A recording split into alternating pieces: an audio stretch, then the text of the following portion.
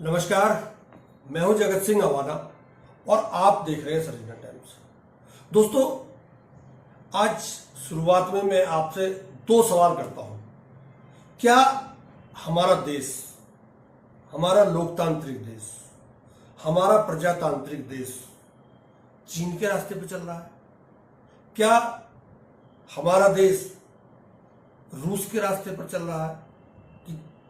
मैंने चीन और रूस का जिक्र क्यों किया, अब मैं इसका बता देता हूं।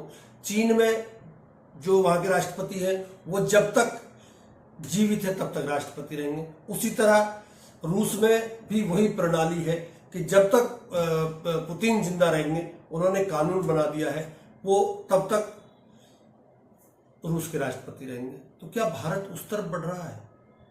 अगर बढ़ रहा है तो फिर अब लोकतांत्रिक व्यवस्था का कोई प्रश्न इस देश में उठना नहीं चाहिए। आपको बड़ी हैरानी होगी मेरी इन बातों से कि मैं ऐसी बातें आखिर क्यों कर रहा हूं।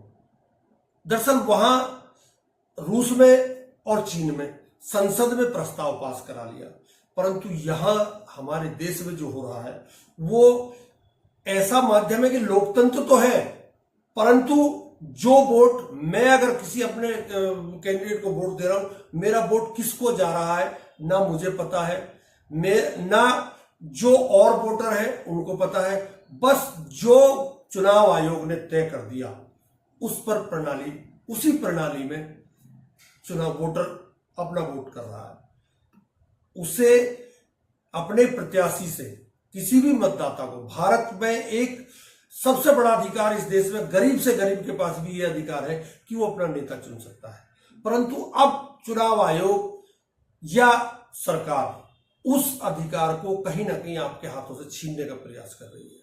इसका खुलासा राहुल गांधी ने किया। राहुल गांधी ने जो अभी 7 तारीख को प्रेस कॉन्फ्रेंस की, उसमें कर्नाटक में बेंगलोर में, उसमें राहुल गांधी ने कहा कि महाराष्ट्र में करीब 1 करोड़ वोट बढ़ाए गए। चुनावी आंकड़ों को देखा जाए तो करीब 60 लाख के करीब वोट है वहां, उनको बढ़ाया गया और उन वोटरों को अलग अलग जगह ले जाकर, अलग अलग विधानसभाओं में ले जाकर वोट डलवाया गया। राहुल गांधी ने एक वो भी दिखाया था कि एक आदमी, एक व्यक्ति, गुरकीरत सिंह डेंग और आदित्य सिंह, ये एक एक आदमी के 4-4 वोट थे और चारों वोट अलग अलग क्षेत्रों में थे। तो राहुल गांधी ने कहा कि मैंने ये एनालाइज किया वहां पे कि जहां हम लोकसभा में 48 सीटों में से 30 सीट जीत गए, वहीं लोकसभा और विधानसभा के चुनाव के बीच में जो 6 महीने का गैप था, उस गैप में करीब 42 लाख वोटर बढ़ा दिए गए और वो 42 लाख वोटर बीजेपी के फेवर में गए, क्योंकि बीजेपी 130 सीट जीत गई वहां। तमाम सर्वे, तमाम जो राजनीतिक पंडित हैं, उन्होंने सबको धक्का बताते हुए बीजेपी वहां 130 सीट जीत जाती है। उसके बाद राहुल गांधी ने हरियाणा का जिक्र किया कि हरियाणा में भी हमारे साथ यही हुआ था। उसके बाद हमारे साथ कर्नाटक में यही हुआ था। हम 16 सीट जीतने वाले थे, 15 से 16 सीट, परंतु हम 9 सीट पर आ गए। तो मेरे मन में उस समय आया कि दाल में कुछ तो काला है, और अगर दाल में ही काला है तो क्यों ना इस दाल की जांच की जाए। तो राहुल गांधी ने कहा कि हमने इसीलिए जो कर्नाटक की बेंगलोर सेंट्रल की सीट थी, उसका महादेवपुरा विधानसभा सीट है, हमने उसको चुना और उसमें हमने 1,250,000 फर्जी वोटरों को पकड़ लिया। इस बात पर चुनाव आयोग ने राहुल गांधी को नोटिस जारी कर दिया कि आप एफिडेविट दीजिए। एफिडेविट देना जरूरी है या नहीं है, यह बात मैं आपको अभी पूर्व चुनाव आयुक्त ओपी रावत जी से सुनवा देता हूं, आप सुन लीजिए।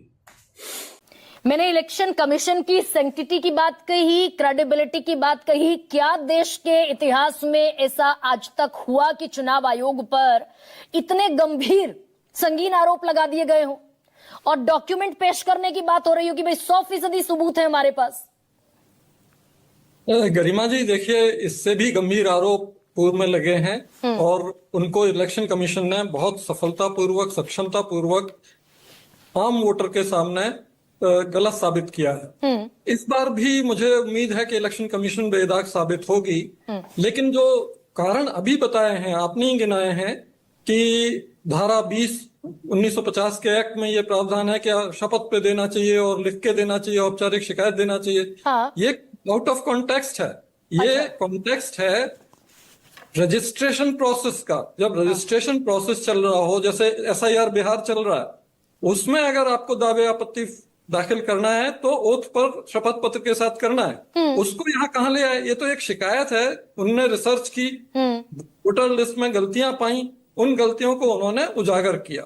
सीधे सीधे है, उसको तुरंत जांच करके और पब्लिक के सामने ला देना चाहिए कि ये तथ्य हैं। मतलब और चुनाव आयोग जांच कर सकता है ना सर?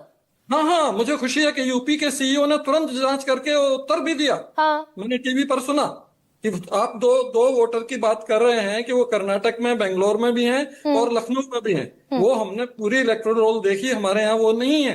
तो मुझे खुशी हुई कि देखिए कम से कम एक जगह से तो ऐसी बात आई कि तुरंत जांच कर ली और उन्होंने तुरंत उसको पब्लिक के सामने रख दिया। अब जितने दिन ये आप ओथ मांगेंगे, शपथ पत्र मांगे, उतने दिन पब्लिक में मिसट्रस्ट बढ़ेगा, ट्रस्ट डेफिसिट होगा। ये चीजें अच्छी नहीं है और मुझे उम्मीद है कि इलेक्शन कमीशन सही करेगा। तो सर चुनाव आयोग, आपने कहा आप होते अगर तो इमीडिएट प्रोब शुरू करते, there is no requirement of giving the affidavit to the Election Commission of India.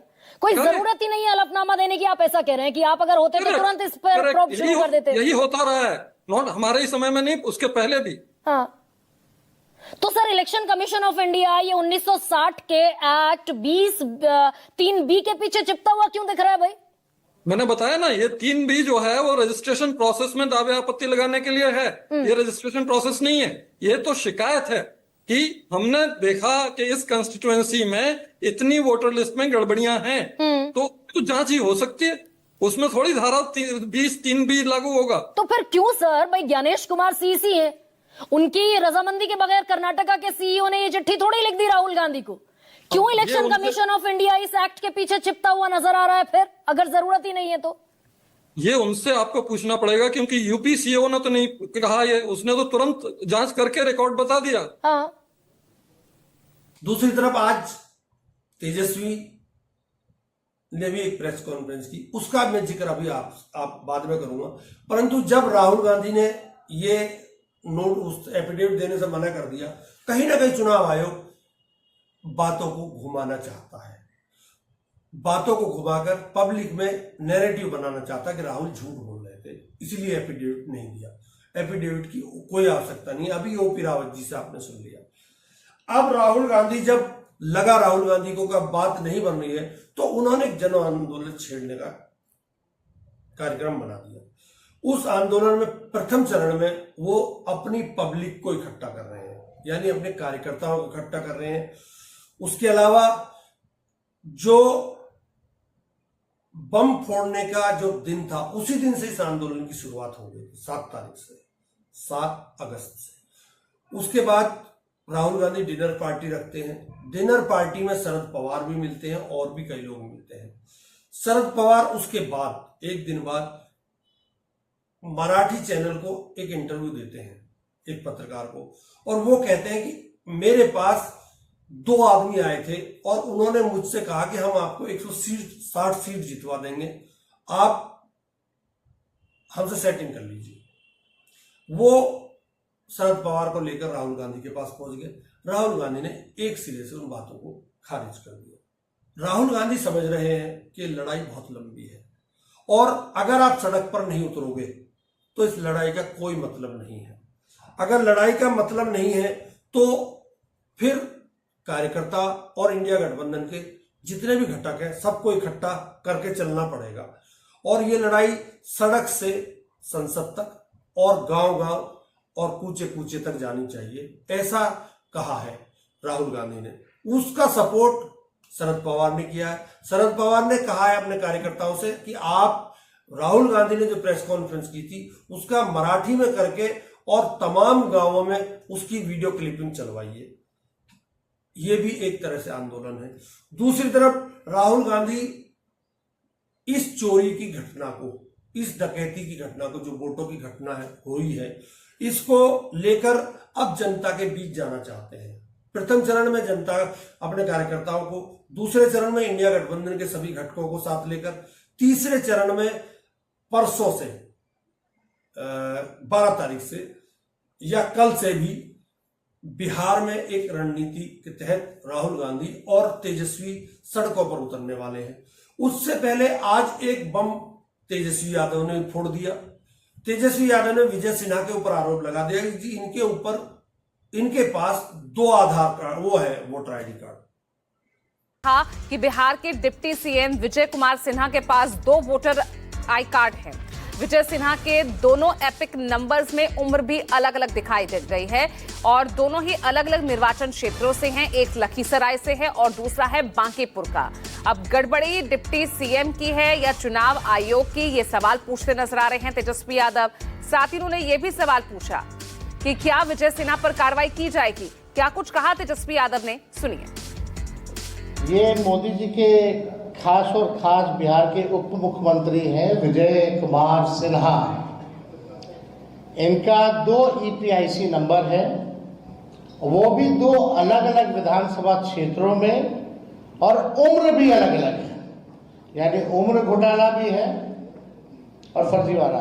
तो थोड़ा जूम किया जाए और जूम करो। ये बांकीपुर विधानसभा क्षेत्र का है, आप देख सकते हैं 757। पिता का नाम आप मैच कर सकते हैं। इसमें आयु जो है 60 वर्ष जो है दिखाई गई है। और ये नीचे जाओ, जो डेट लिखा है उस पर नीचे जूम आउट करो, नीचे जाओ, नीचे। ये जो अभी जो SIR जो हुआ है अगस्त में जो रिलीज किया गया है, ये उस सूची में भी नाम है। तो हम लोगों ने इसको निकलवाया है। और दूसरा पेज पे जाओ। ये देखिए लखीसराय का है, इसमें उम्र 57 वर्ष है। और ये भी 2025 का जो SIR जो अगस्त में नया जो निकला है, ये उसमें। तो आप समझ सकते हैं। और दूसरा पेज जाओ। ये जो 2024 यानी फरवरी जनवरी के माह में जो निकला था जो लिस्ट, ये बांकीपुर का है। ऊपर जाना, जूम करो, ये बांकीपुर का है। तो बांकीपुर का 2 है, एक जो फरवरी वाले में था और एक जो अगस्त वाले में, और लखीसराय वाला जो अगस्त में एनरोलमेंट है। तो देखिए आश्चर्य का बात है कि आपके पास 2 EPIC नंबर है, वो भी 2 अलग अलग विधानसभा क्षेत्रों का। एक में एज है 57 और एक में एज है 60। राहुल गांधी और इंडिया गठबंधन के सभी नेता इस बात को बहुत अच्छी तरह समझ रहे हैं कि अब लड़ाई जनता के बीच जानी पड़ेगी, ले जानी पड़ेगी, और जनता को जगाना पड़ेगा। जनता के को ये बताना पड़ेगा कि आपका जो एकमात्र अधिकार रह गया है इस देश में, आपसे RTI का अधिकार छीन लिया, आपसे शिक्षा का अधिकार छीन लिया, आपसे तमाम अधिकार छीन लिए, महंगाई बेरोजगारी आपको दे दी। जो आपके पास एक अधिकार है वोट का, वो भी आपसे छीना जा रहा है। इसी के तहत धरने, रोड शो, गांव-गांव पंचायत, गांव नगर पंचायत, उसके अलावा शहरों में वीडियो कॉन्फ्रेंसिंग के जरिए, उसके अलावा कार्यकर्ता सम्मेलन, तहसील स्तर पर कार्यकर्ता सम्मेलन। और पब्लिक अगर एक बार जाग गई, पब्लिक में यह नैरेटिव चला गया कि वास्तव में हमारी वोट चोरी हो रही है, तो उसका बहुत ही उल्टा असर बीजेपी के ऊपर पड़ जाएगा। इसको राहुल गांधी भी समझ रहे हैं, इसको इंडिया गठबंधन के तमाम सहयोगी भी समझ रहे हैं। शरद पवार सक्रिय हो गए हैं, उधर तेजस्वी यादव सक्रिय है ही, क्योंकि चुनाव है नवंबर दिसंबर में।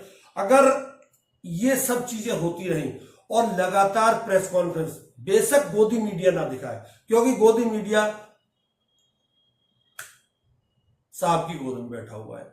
जो गोद में बैठा हो उसे उतारना बड़ा मुश्किल होता है, क्योंकि वो कंधे से लिपट जाता है, गले से लिपट जाता है, और ये गले से लिपटे हुए हैं इस समय।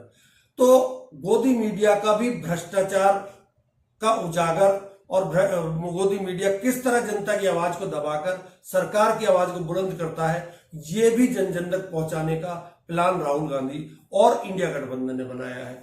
अब ये गठबंधन कामयाब होगा, ये जो रणनीति कामयाब होगी या नहीं होगी ये तो मैं नहीं बता सकता, परंतु आज की तारीख में तो ये कहा जा सकता है कि आपके अधिकार को छीना जा रहा है। कहां चुप रहता है चुनाव आयोग, क्यों चुप रहती है सरकार कि जब